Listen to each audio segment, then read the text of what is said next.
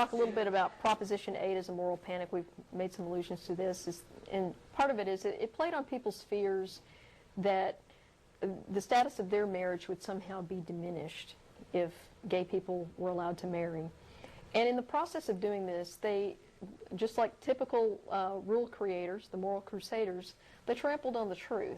They made some demonstrably false claims, one of which was that churches will lose their tax-exempt status if they don't perform gay weddings, which of course is absolutely false. For example, if someone suggests this to you, you can ask them, if an interracial couple walked into, say, a Baptist church or whatever and said, we want to get married, and the pastor, for whatever reason, declined to marry them, would they have any legal recourse on that? And the answer is absolutely not. A church can get married somewhere else. Yeah, they can get married somewhere else. I mean, they still I don't have access a problem to civil with marriage. Yeah. And that was the whole issue. Oh, yeah, okay, I got you. You know, that it had nothing to do with forcing a church to do something that violated their particular doctrine. And, you know, again, if you walk into a church and the pastor refuses to perform the wedding ceremony for any reason at all, you have no legal recourse. You just go to another church. No one can force a church to do something that's against their doctrine. And the second thing is that children are going to be taught about gay marriage in kindergarten. And, of course, that overlooks the fact that if your children go to a school somewhere, anywhere, they're likely to run into the children of gay or lesbian parents. And in that case, they're going to know that some people have a mommy and a daddy, and some people have two daddies, and some people have two mommies. And you're going to have to figure out how you deal with that. Mm-hmm. The kids are going to be fine.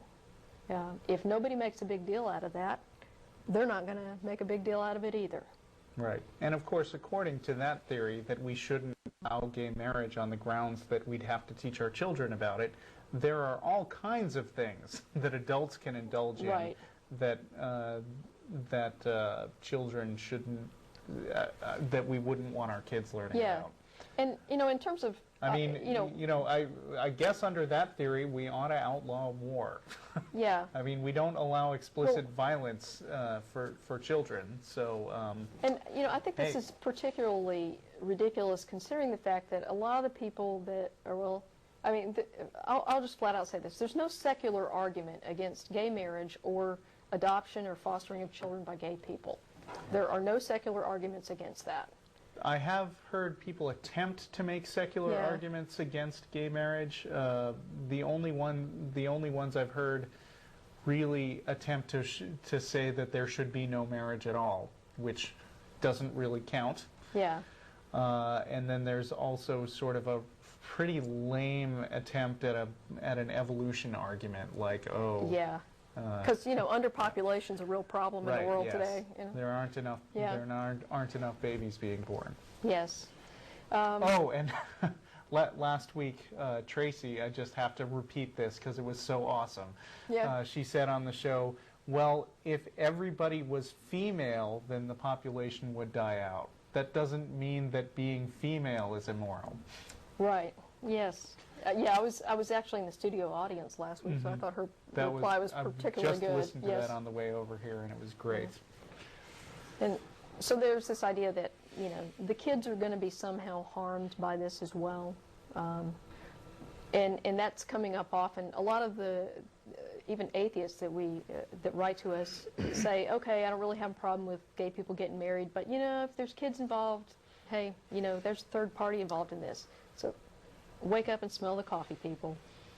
Anytime you bring a child into a relationship, whether it's heterosexual or homosexual, if a child is involved, there's a third party, the kid.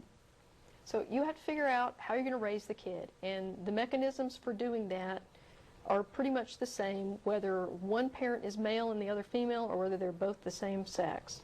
Okay? The Arkansas adoption bill is also an example of a moral argument or a moral panic because this was based on Paul Cameron's research that says that gay men in particular are more likely to molest children, and their families are unstable, and they're more likely to use recreational drugs or stay out partying and stuff like that. Again, his research methods are pretty shoddy. But this was used, they first attempted to do this in 2006. That ban on gay adoption in Arkansas was struck down as unconstitutional. So they drafted the current bill. It was drafted by an organization called the Arkansas Family Council. It was supported by Focus on the Family. And it affects all unmarried couples now. So it doesn't matter if you're gay or straight. If you're an unmarried couple cohabiting, you cannot foster or adopt children in Arkansas.